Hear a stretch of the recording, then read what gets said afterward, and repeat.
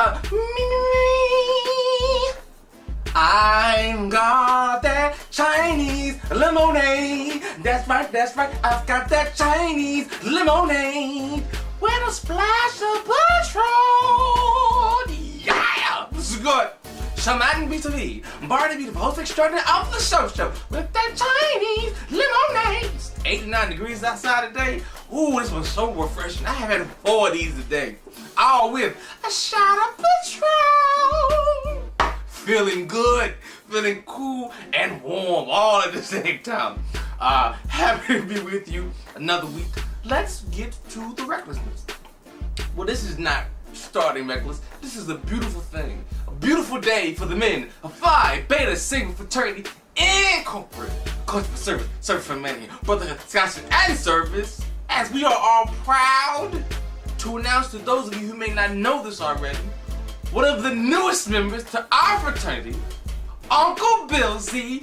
Bill Clinton, is the newest member of Phi Beta Sigma Fraternity Incorporated. A wonderful day in the world. I understand why we all love Barack Obama. And I love Barack.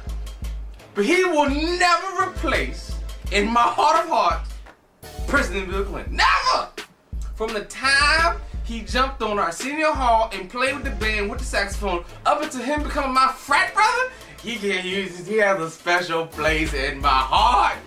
Shout out to all the men of Sigma who didn't go to conclave like me.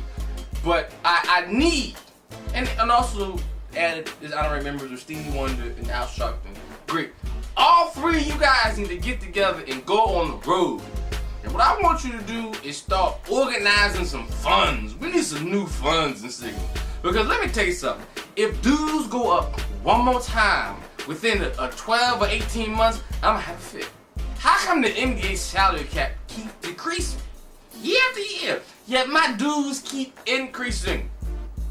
And we doing some really wild, outlandish things at Conclave each and every year. They should cut some of them prices back. It's a little expensive. I do a lot, but I've given a lot in a long year since fall of 1999. I'm proud to be a member of Sigma. And I need Uncle Bill to go out there and make some money for us. We struggling, and I'm sick of paying all these dues. So shout out to them, and Bill, a special place in my heart will always be there for you, my fat brother. Wonderful. Before we get to the entertainment recklessness, a lot of people wanted my opinion on the situation with the kids being kicked out of the pool in a suburban pool in Philadelphia. For those of you who didn't hear a lot about the story, 65 kids were in a day camp. They paid around a little under $2,000 for the kids to be able to swim at a private pool. As soon as the kids showed up, all racial epithets came out from the people who were there. Kids felt bad. Crisis ensued. And there you have it. Well, how do I feel? Being as though I was one of those poor children from the inner city of Philadelphia who used to want to swim in that pool 20 years ago. Damn, I'm like 20 years ago. Listen, I have said many times on the show that I hate sharing the pool with children. Hate it. And I'm not racist about it. I hate black kids in the pool as much as white kids in the pool with me, as much as Asian kids in the pool with me, as much as Latin kids in the pool.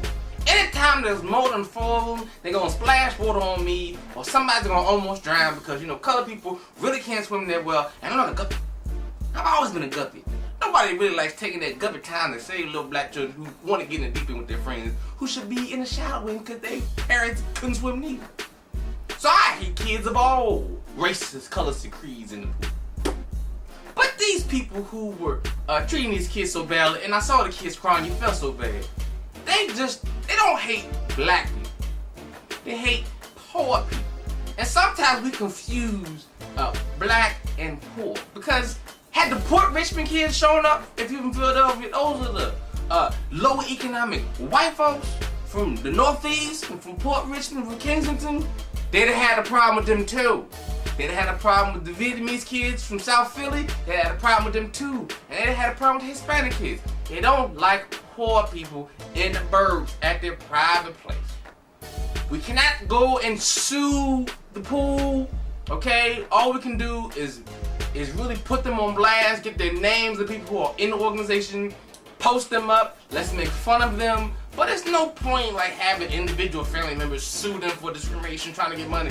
Listen, first of all, the person who runs the club knew black kids were coming. I know he said a couple things that were probably, he wasn't thinking when he said it. He's not racist. He knew the kids were coming. He could have eased, and they didn't need $2,000. This is a highbrow supposedly club. They didn't probably need the money. Okay, but everybody has to pay, so he let the kids come. He doesn't hate us. Now the other people do, and their kids do, and they deserve to get their arse smacked. But not everybody in the club is racist, so let's just not go there. It's a sad situation for the kids. I felt bad for them. I know this is why black people can't swim now, because we had nowhere to swim. Ain't nobody trying to swim in the ocean. The Atlantic Ocean is ugh. But, you know, things happen. Do you think that, you know, just because Barack Obama is the president doesn't mean that people don't hate black people? Watch Fox News. They'll remind you if you wonder. It's a sad situation. I don't like kids in the pool with me either, but at least I'm not racist about it. I hate all of them the same. All of them. Let's get on to the entertainment records. For years I was behind this artist. Really rode for him through every situation. Thought he was one of the greatest rappers of all time. He probably still is. But as of right now, I will no longer root for him, and he can no longer have a sip of my Chinese lemonade. And that artist is Jay-Z. Why do I hate Jay-Z right now? Because I am riding for Chris Breezy, aka Chris Brown, aka the young light-skinned kid who should have been in the BET Awards celebrating the memory of Michael Jackson. Who are you to deny us the only person that could have pulled off a moonwalk? No one else on the planet could have pulled it off, except for him. And you denied us that moment. You think you were denying him because you don't like the situation between him and Rihanna, even though it seems like to me, she ain't that bad no more. She's moved on. You denied something that we could have taken with us. You and BET, whoever is at fault. I don't know if it was you or Beyonce or maybe BET themselves. I'm putting the blame squarely on you. Whether it's fair or not, I'm blaming you. And since I'm riding for Chris Brown, because he is the underdog of all underdogs, I can't root for you. I'm against you. I am no longer supportive of DOA. I am no longer supportive of the Louis 3. I'll probably change my mind in 2 weeks. But as right now, I'm rooting for Chris Brown. And if I'm rooting for Chris Brown, I can't root for you. Even going so far to say that I'm also rooting for the game and his beef with Jay-Z. And this is very new for me because when it comes to rap beef and who I root for, I'm very territorial. If somebody attacks anybody from the East, I immediately like, F them. They're messing up our money in Philadelphia. Even if it's New York, don't mess it up. I immediately just side the person from the East Coast. Always. That's just my natural, even Tupac, Biggie. It was, F Tupac, I went Biggie all the way. That's how I've always been. Guess what, Jay? I'm riding with the game.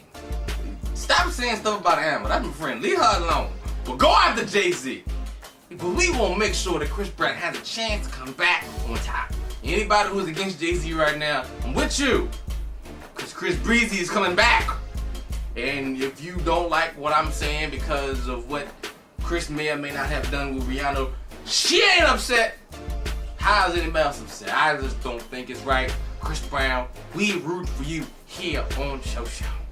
And speaking of the memorial at the BET Awards, you know, wasn't it beautiful that like for 3 straight weeks now you just seen this on the Billboard charts the power Michael Jackson had.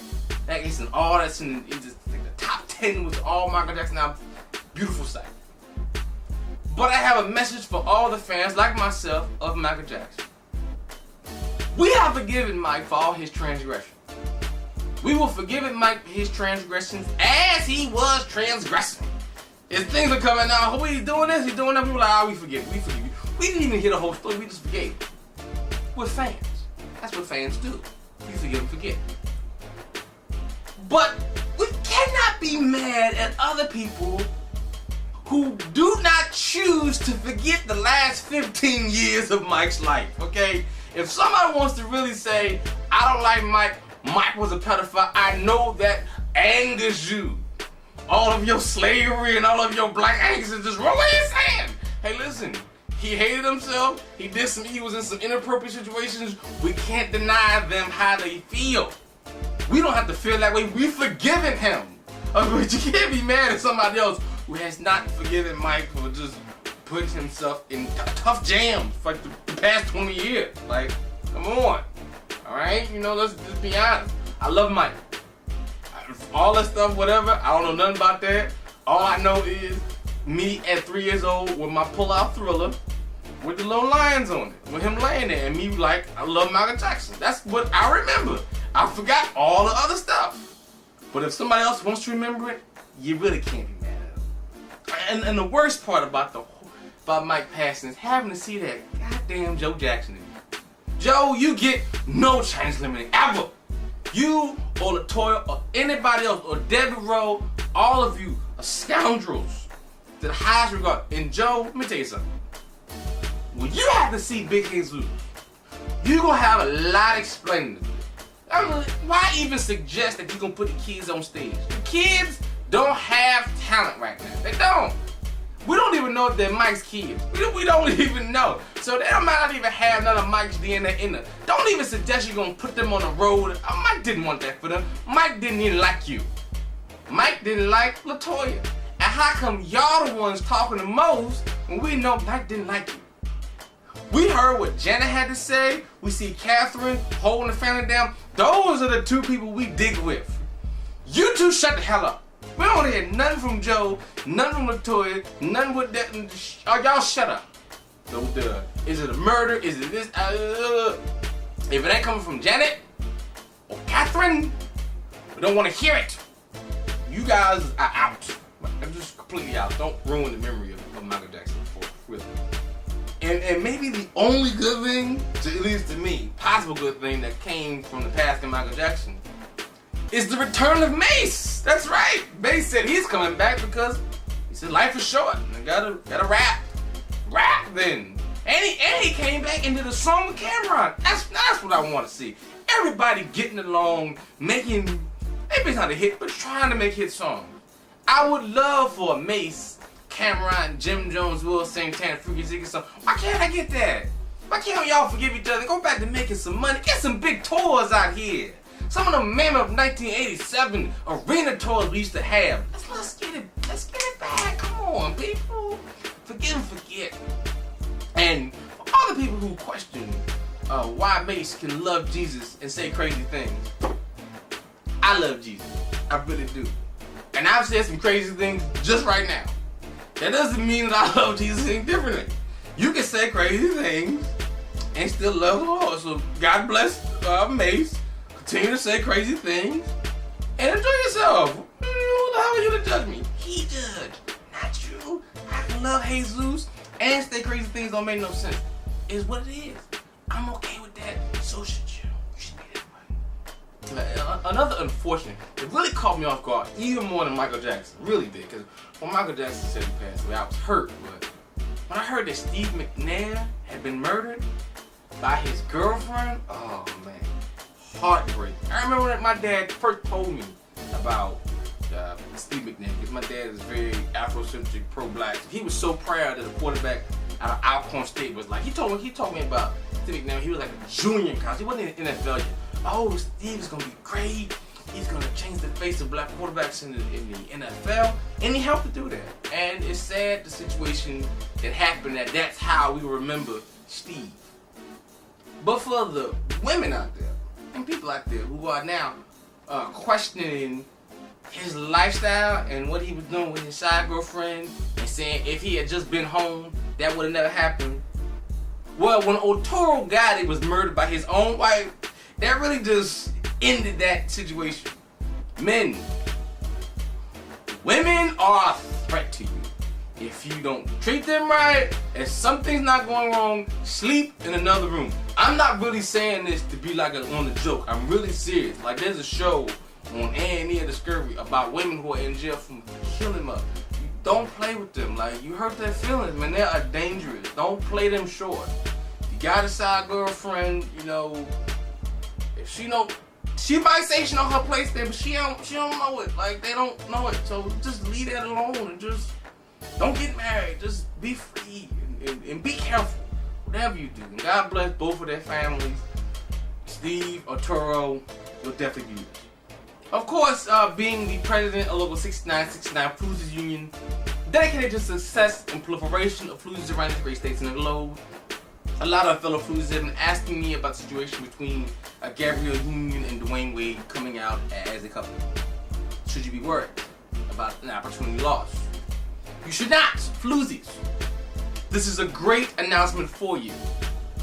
It means that Dwayne Wade's monies will be available to you soon, because that will not last.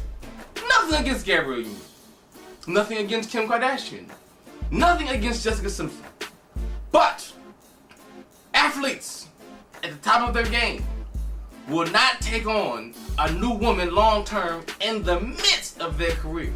Either you get him early, before he's a star, or you get him after his career is done. You're not really going to get in there good right at the height. And then all three of those women learn that. Tony Romo, not with Jessica. Reggie Bush, I don't think he's with Kim. And now, soon enough, Dwayne won't be with Gabrielle. But these careers will end. It is your job to position yourself properly in their lives, so when they hit 36, 37, 38, you are there to support them in their hour of need. And they will support you financially if you've helped them save their monies. Don't worry, ladies. This is not a good time for you to get long-term money. You want to just position yourself accordingly for the rest of your days. I would not let you down. Why would y'all even questioning me?